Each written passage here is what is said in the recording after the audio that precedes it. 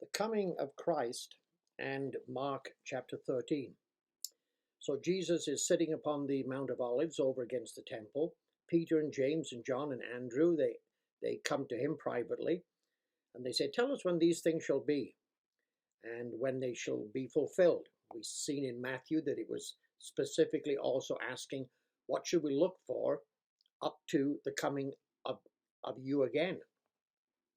Jesus said, verse 5, "Take heed lest anyone deceive you, for many shall come in my name, saying that I am the Christ, that Christ is Christ, and shall deceive many. And when you shall hear of wars and rumors of wars, be not troubled, for such things must needs be, but the end is not yet. For nation shall rise against nation, kingdom against kingdom, and there shall be earthquakes in different places. There shall be famines and troubles. These are the beginning of sorrows. Take heed to yourselves, that for they shall deliver you." He's talking to his disciples. "They shall deliver you up to councils and into the churches or synagogues, and you shall be beaten, and you shall be brought before rulers and kings for my name's sake, for a testimony against them, a witness of the evil world. The gospel must first be preached amongst all nations.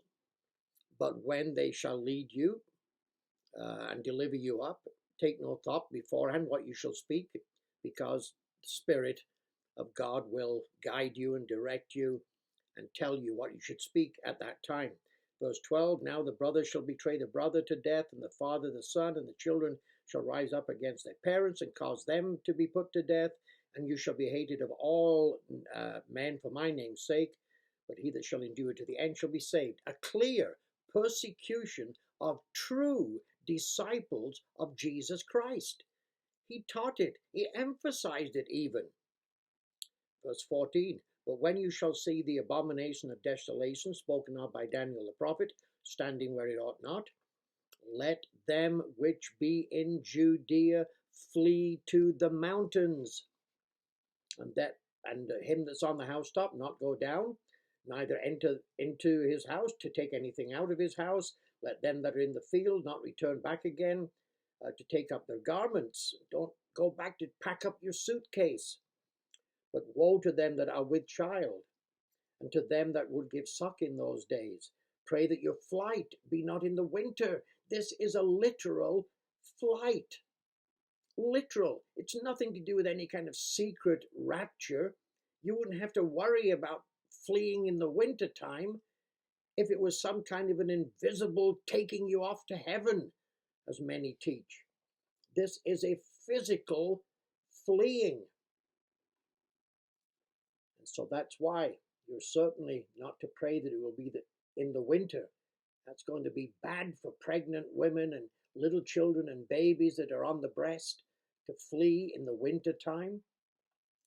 Verse 19, "For in those days shall be affliction, such as was not from the beginning of the creation which God created, even unto that particular time, neither shall be. And except the Lord had shortened those days, no flesh would be saved. But for the elect days, for the elect's sake, indeed, those days will be shortened.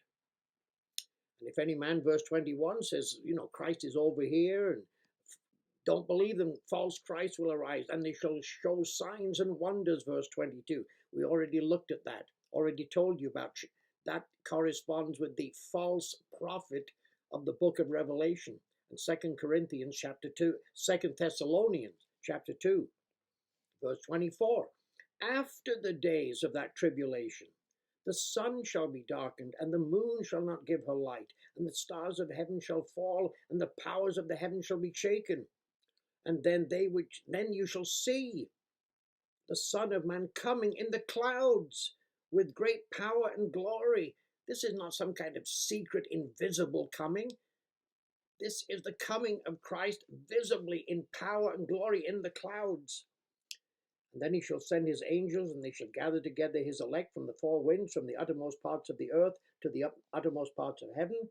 Learn the parable of the fig tree. When you see what he said in Matthew, then when you're watching that, it's like watching nature. You know that spring is coming when the buds are coming out on the trees, you know that you're very close to springtime. And Jesus is saying here, when you see these things happening, including this great tribulation and this persecution of true disciples of Christ, you'll know, he says, that my return is very, very imminent. And that's Matthew. That is Matthew 24, and that is Mark 13. Let's go over to Luke. Luke chapter 21, verse 5.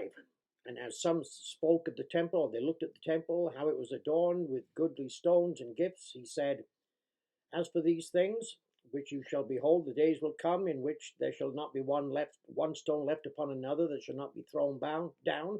And that was not fulfilled in 70 AD. The Wailing Wall that is in Jerusalem right now was part of Herod's temple.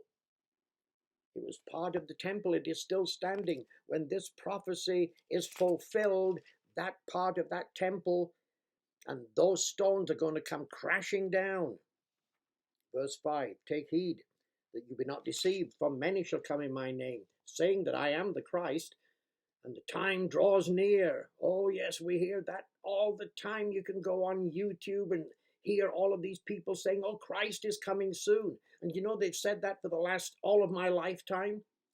They've said that when I came to Canada when I was 18 in 1961, and I tuned into these radio programs that you didn't have in Britain, but you have them in North America. Oh, they were saying back then, Christ is near, Christ is coming soon. And they're still saying it. They don't know what signs to look for, so they have no idea about end time prophecy.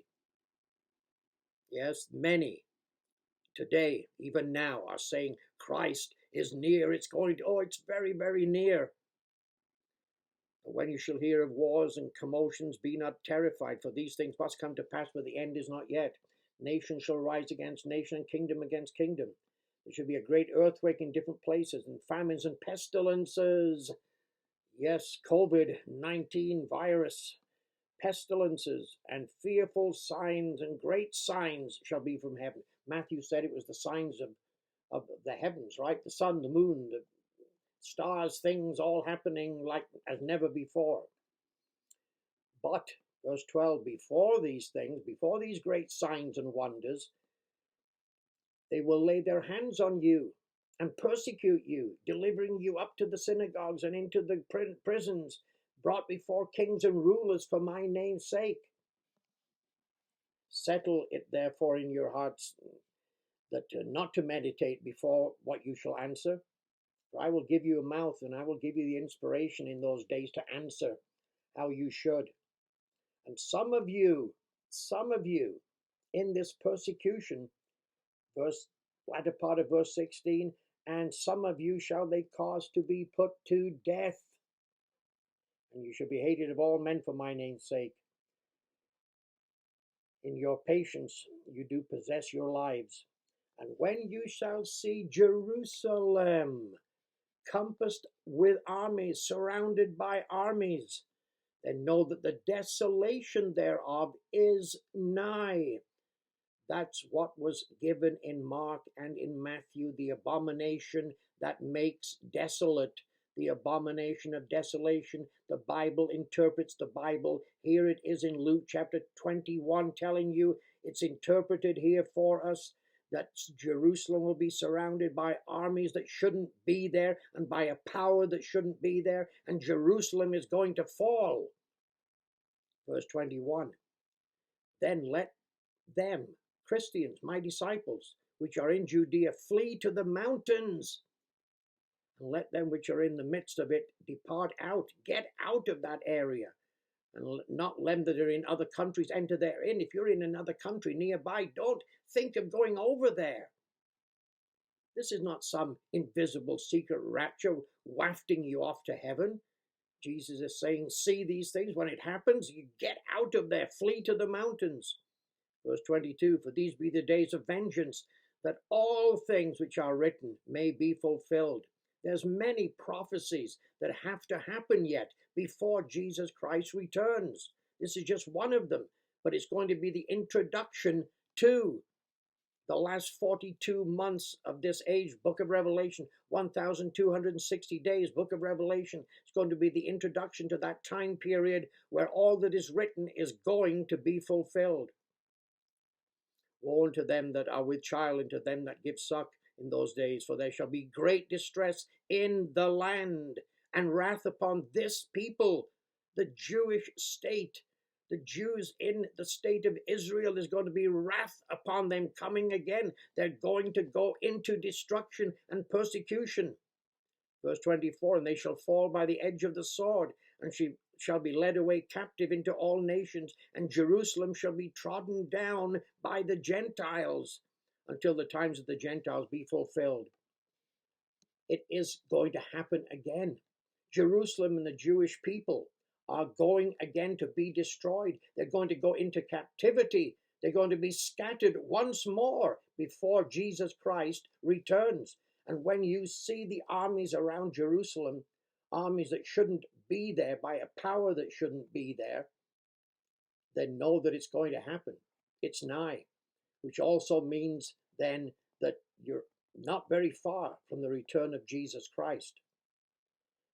Verse 25, but what's got to happen before Jesus actually returns? There shall be signs in the sun and in the moon and in the stars, upon the earth distress of nations, with perplexity in the sea and the waves roaring, men's heart failing them for fear, and looking after those things that are coming on the earth. For the powers of the heavens shall be shaken, and then shall they see the Son of Man coming in a cloud with power and great glory. That's how Jesus Christ is going to return. And yes, he goes on to say, watch like you watch nature to see the changing of the seasons. Watch these things. Keep your eye on these things. The things that I just told you about that are going to happen. And that includes a persecution of true disciples of Jesus Christ, true saints of God the Father. There is coming an end time persecution upon them.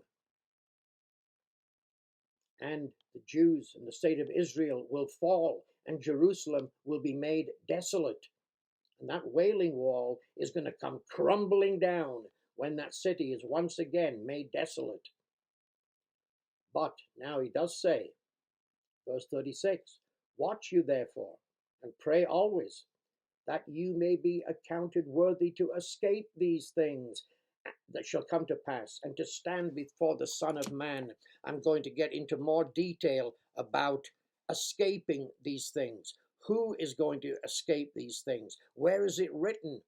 Well, we can see more about this persecution, end-time persecution upon the true people of God. And where is it also that some will indeed escape? But it will not be through some kind of secret rapture. It will be through fleeing, and the earth will be helping them. And we'll see all of that next time.